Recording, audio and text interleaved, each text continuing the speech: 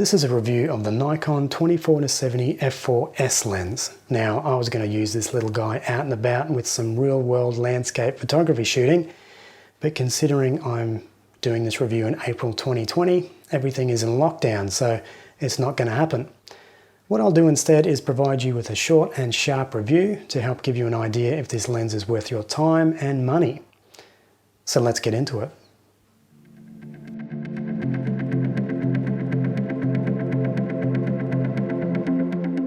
The 24-70 f4 is considered a kit lens since it's thrown in with the Z6 and Z7.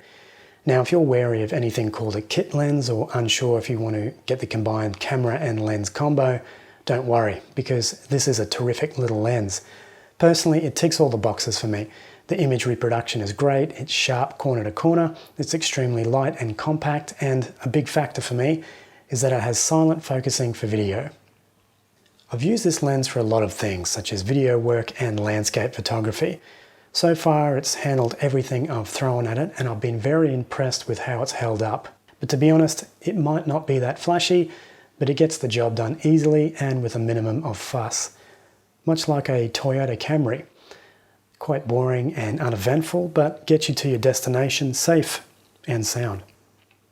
The lens is weather sealed against dust and moisture and weighs in at 500 grams. This lightweight does make it feel a bit plasticky though. Being this light makes it a fantastic option for hiking or travel or just general walk around photography, or long days of video running and gunning. I really like how lightweight it is, as I do a lot of improvised on location video shooting, so need something light and easy to move around with and that will respond quickly and effectively. And this lens does it extremely well. The ergonomics of the 24-70 when attached to my Z6 is great. It's so well designed and just feels great in the hand. Much like the 14-30, the 24-70 has a locking mechanism where the lens can be retracted just by turning the zoom ring, making it even more compact for travel. You can't take pictures when the lens is locked. I'm not a fan of this locking-unlocking, but it does minimize the size of the lens when traveling. The image quality is great as well. The image reproduction is just tremendous, it really is. It's such a pleasure knowing that any photo I take with this lens will generally be quite usable. Now, the 24-70 is sharp at all focal lengths, even wide open, with the sweet spot being around f5.6. Unfortunately, there is no optical stabilization on this lens, but with the built-in stabilization of the Z cameras, I've found it to be enough in most situations, even while hand holding the lens. A big thing I really like about this lens is the focusing. It's quick, doesn't hunt around, and as I said before, is silent, which makes it great for video. The focusing act is smooth and not a struggle.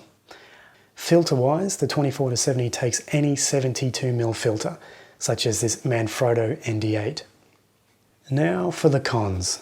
There's two things that I don't like about this lens. One is technical and the other one more aesthetic. The main issue is the fact that it is an f4 lens, which can be really annoying in certain situations. Now, the Z cameras are fantastic in low light, so you can get around that a little bit, but it is kind of a bummer being locked at that aperture. As someone coming from the Panasonic GH5 and Micro Four Thirds cameras, I'm very wary of boosting the ISO too high and ruining any images. But I have to admit that these Z cameras can take a pounding pretty well with super high ISOs. If you are looking to do a lot of astrophotography, maybe use a dedicated prime instead, such as the new 20mm Z lens. Now, don't get me wrong, it is definitely usable for astro work, but be prepared to pump the ISO a little bit more in those situations. The second thing I don't like is the locking mechanism. I understand the point of it, but I just don't like it. There's been a few times where I've gone to shoot something and then realized that I have to unlock it, but that's probably more user error, to be honest. The locking just makes it feel like, well, a kit lens. I would prefer to live with the illusion of it not being such an obvious kit lens, to be honest. So here's a montage of images that I've taken with this lens.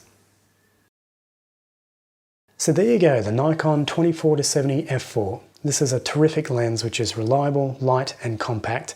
Yes, it's a kit lens, but if you are coming in fresh into the world of Nikon mirrorless, such as I was, then this lens is really worth your time. If you already have heaps of Nikon glass already, you can maybe pass on this, but just the ergonomics and weight alone is enough to get on board.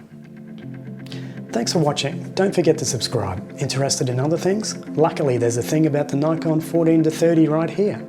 And here's another thing about the Nikon 200-500. Cheers.